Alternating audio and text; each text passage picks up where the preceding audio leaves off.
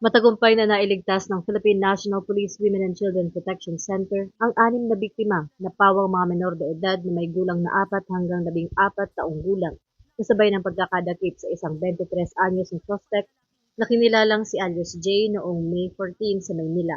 Isinagawa ang mabilis at koordinadong operasyon matapos mapatunayan ng kapulisan ang mga ulat mula sa Interpol at National Center for Missing and Exploited Children, kung saan bitbit ang isang court-issued warrant ay matagumpay na nakumpiska ang mga digital na kagamitan na naglalaman ng mga iligal na materyales. Ang suspect ay kasalukuyang nasa ilalim ng kustudiya ng PNP WCPC Luzon Field Unit, habang ang mga nasagip na kabataan ay ligtas ng na-turn over sa Social Welfare Authorities para sa kanilang psychosocial support at pagbati. Inihikayat ng PNP ang publiko, lalo na ang mga magulang at tagapangalaga, na huwag mag-atubiling isumbong sa pinakamalapit na hintulan ng pulisya o sa mga anti-cybercrime units ang anumang kahina-hinalang aktibidad o pang-aabuso sa mga bata online.